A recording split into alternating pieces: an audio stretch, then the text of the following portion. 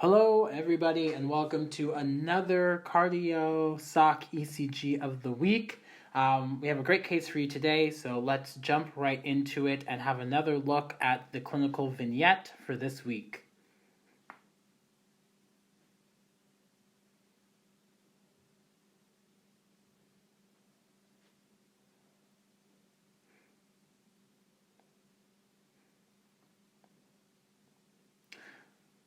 And let's go ahead and have a look at the ECG. So just like every week, we're going to use the 6-step method here to interpret what's going on here. I think when just taking a look, you can tell that there's something that's not quite right, but let's jump right into our system and figure out what to expect in our interpretation, starting with the rate. So I am a fan of the 10-second method, so I will do that, but I will tell you that this is a regular rhythm, so you can also use the 300 method. So just let's go ahead and count how many R peaks we have going across the entire tracing. 1, 2, 3, 4, 5, 6, 7, 8, 9, 10, 11, 12, 13, 14. And remember, our 10-second method takes the number of R peaks in that 10 seconds there. So we have 14 there. You multiply it by 6 to get minutes,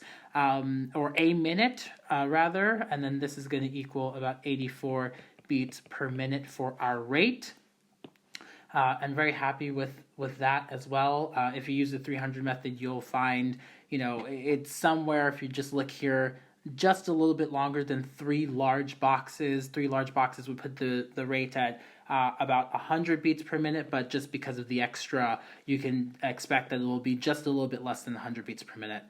Next thing we'll look at is our rhythm. So are we in a regular or an irregular rhythm? And I've just left these 3 dots there so that we can move them across the tracing. This trick works every time.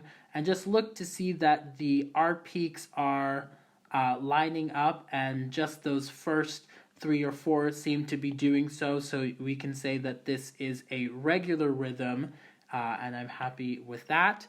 Next thing we're going to move on to is looking at our P waves. So still staying on the rhythm strip down here.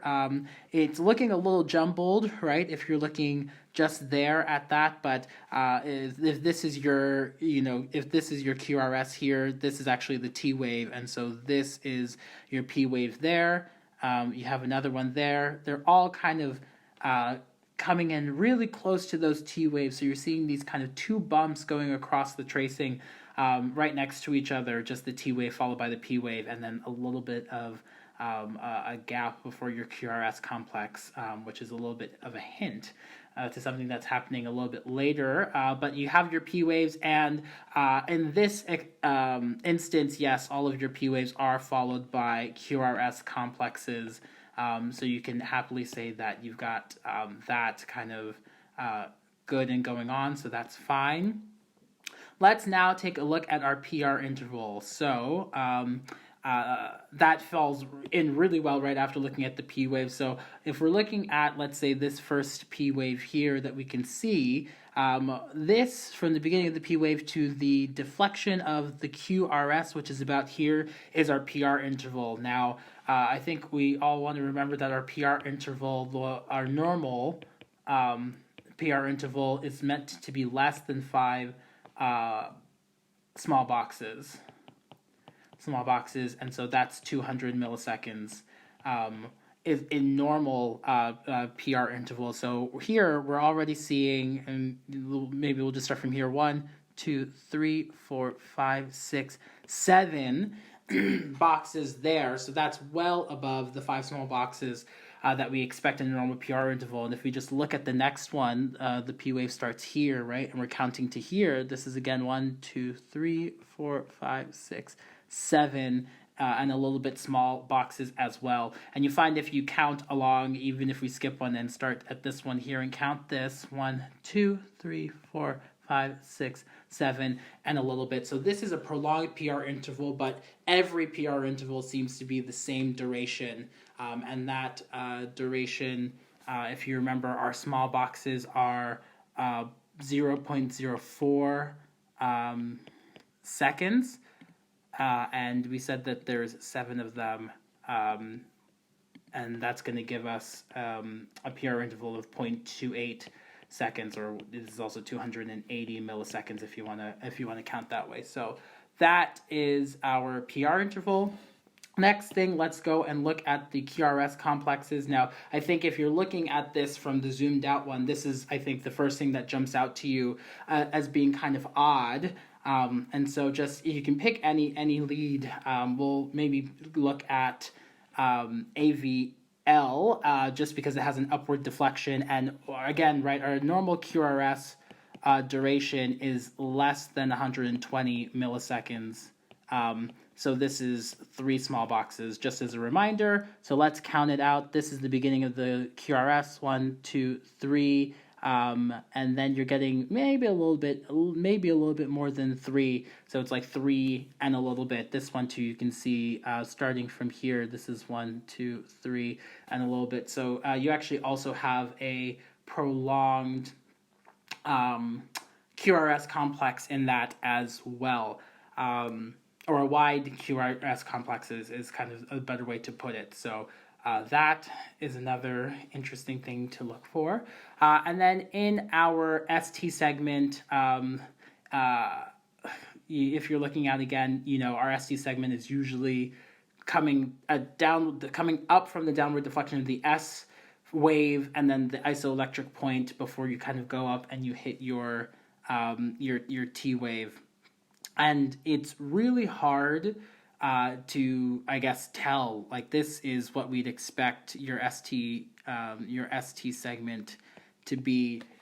For instance, in lead 3, and that looks fine. But if we're looking at our QRS complexes, there is something a little odd going on. You can see it kind of predominantly in AVR and a little bit in lead 1, which is this kind of M-shaped.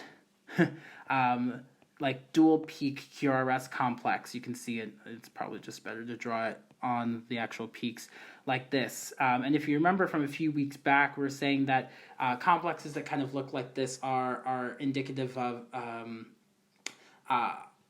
ventricular electrical conduction issue. So this is actually showing you left bundle branch block. And it's really clear in that lead, and that's really making it kind of tricky to determine, where your S wave ends. This is obviously the T wave for these peaks, but if there's ST elevation or depression, it's a little bit finicky to figure it out. But we can say that it's fine. It's fine for now. All right, so let's move too far. Let's look at our interpretation. So we said that the rate was about 84 beats per minute. We were dealing with the sinus rhythm, which was fine. We had normal P waves. They were both normal in their duration and their morphology, so that was fine. But of course, the PR interval, as we saw, was prolonged, about 7 small boxes, so 280 milliseconds. Our QRS was also prolonged, and that probably has something to do with this finding that's just noted down below, which is a pattern of left bundle branch block. So the interpretation for this ECG is a left ventricular dilatation and maybe an aortic root abscess, and that's secondary to a bacterial endocarditis in this case. And that would be clear from the vignette early on. This was, a gentleman who had a fever, who had night sweats, who had a diastolic murmur, and had some lesions on his fingernails. So that's kind of a picture of endocarditis. And the left ventricular dilatation in this case, what you're seeing, right, the effects of that dilatation and the aortic root abscess, that's probably what's causing that prolonged PR interval, which is indicative of a first-degree AV block. Just to remind you that that's when your PR interval is prolonged more than 200 milliseconds, but it's constant. It's always prolonged at more than 200 milliseconds, and then the aortic root abscesses might be causing a left bundle branch block. But to kind of be able to tell this picture, that right, and then endocarditis is acute, but to kind of tell if these are due to the endocarditis really a premorbid ECG would be nice just to make a comparison because we're not sure of the history if this patient maybe has first-degree heart block or a left bundle branch block, and this is a superimposed endocarditis. But for this particular case with the acute presentation, you're seeing kind of the effects of the aortic root abscess and the left ventricular dilatation. In the case as well, we said that there was an echo that was also done, and just to note, when it comes to endocarditis, we're seeing the effects of endocarditis on the electrical conduction system, but echo is really our definitive diagnosis for endocarditis. So you're going to want to do an echocardiogram, and this is your long axis view. We've marked out the aorta and the left atrium here. This is here the left ventricle, and this here is the aortic valve.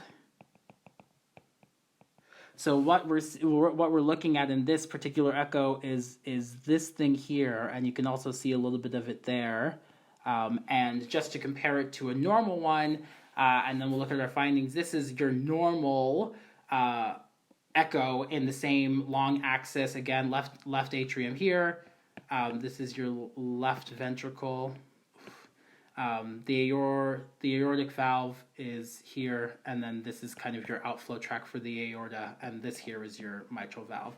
And that's a normal one, and then we're seeing something right here that's meant to be on the these are the cusps of the aortic valve, right? And this is the aorta. So these are actually your vegetations that you're catching on the echo, or vegetations on the aortic valve.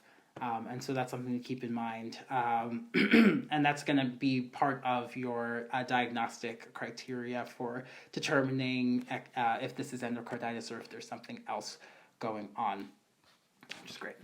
And let's talk pathophysiology. So endocarditis, you may be already are familiar with this, but infective endocarditis, it begins with the bacteremia, any type of infection that enters the bloodstream, and as the blood is circulating, it can get adherent to and stuck to the valves of the heart or any part of the endocardium. So you can get platelet aggregation around these bacterial colonies, and they form and they build up and they form what we call vegetations when they aggregate. And these vegetations are particularly dangerous. Of course, they can mess up the valves themselves, but if they are to dislodge, you can get emboli that will travel to other organs in the body through the bloodstream, especially if you have, for instance, like a mitral valve or an aortic valve vegetation like we saw in the echo in the slide prior.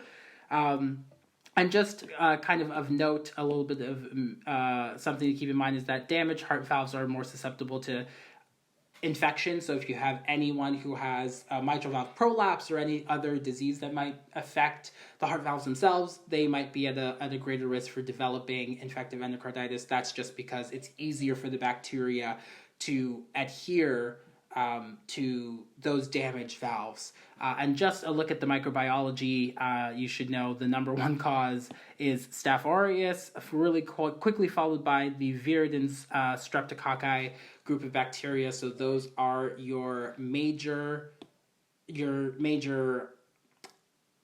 bugs that are going to cause infective endocarditis. One to also keep in mind is just strep bovis, and this is only because this is a board question. If you ever seen it, strep bovis should spark in your mind that this person needs to be screened for colorectal cancer, because those have been shown to be closely associated.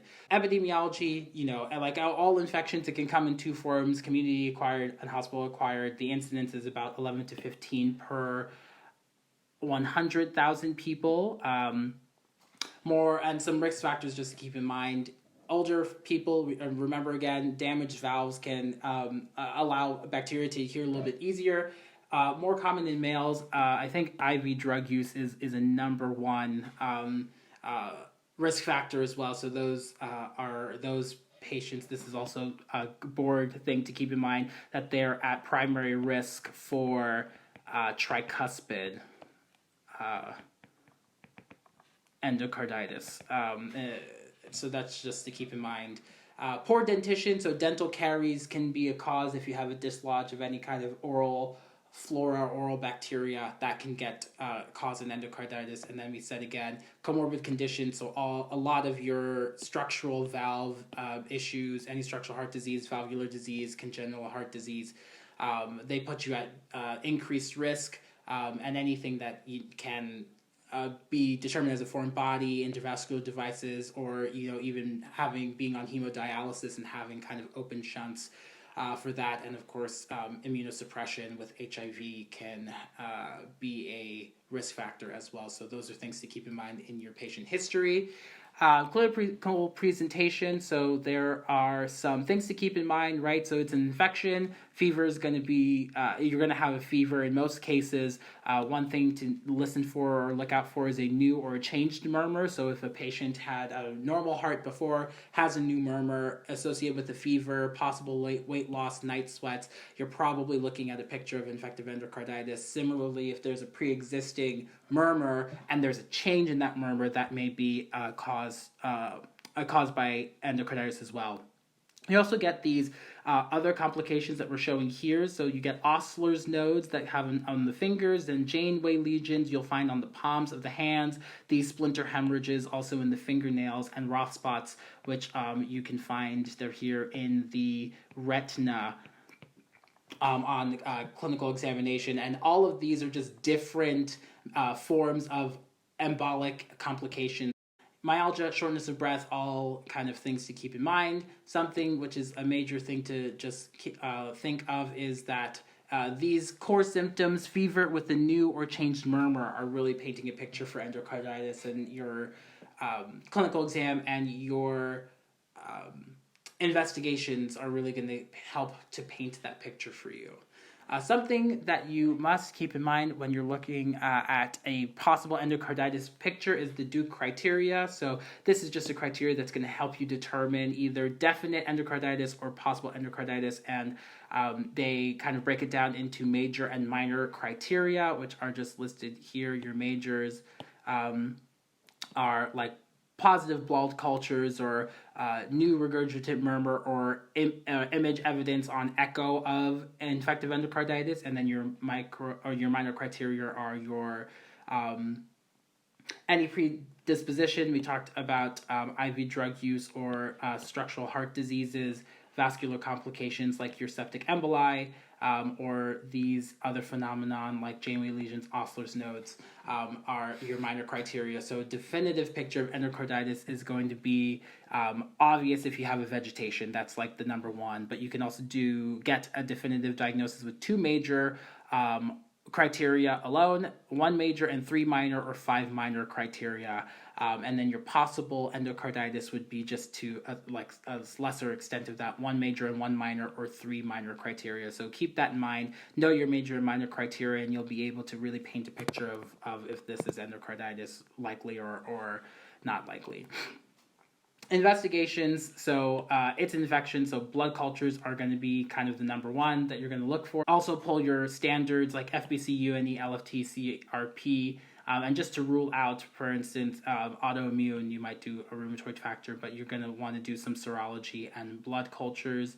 PCR can be helpful of valve tissue, so you can do a biopsy of that, and if that's only if you get a negative culture. Your ECG, and that's what we're meant to be talking about, but your ECG might show some of these things. In our case, we did have signs of left bundle branch block. We also had that first degree AV block as well, but you can get dysrhythmia and P mitrale. All of these things can happen, but your ECG might be normal. Your number one, I think, your gold star is going to be echo. You're going to need an echo to do this, and you can do transthoracic, but really transesophageal echo is the most sensitive test, and you'll be able to really see those vegetations if they're present.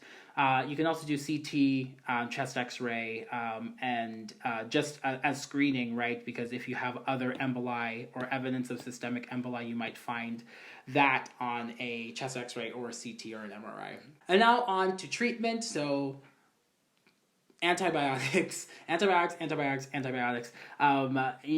is a long-term treatment of antibiotics. This is 2 to 6 weeks.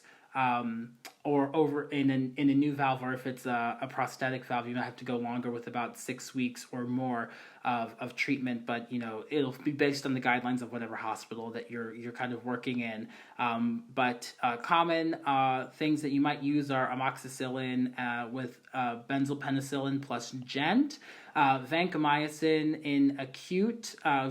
plus gent in acute endocarditis, and for patients who have IV drug use, like our patients. For instance, flucloxacillin with benzylpenicillin and gent, or vanc and gent, are good. Or in prosthetic valves, or patients who have MRSA, you can use vanc, gent, plus or minus rifampicin. And then it's important, one of our risk factors, right, was dental caries. So if you have patients who are getting any sort of dental work done, like they're at high risk, so usually they'll use antibiotic prophylaxis. So this can be 30 to 60 minutes before the procedure begins. You can get amoxicillin, or if you have a penicillin allergy, you can go with clindamycin, and that should be sufficient for prophylaxis before dental work.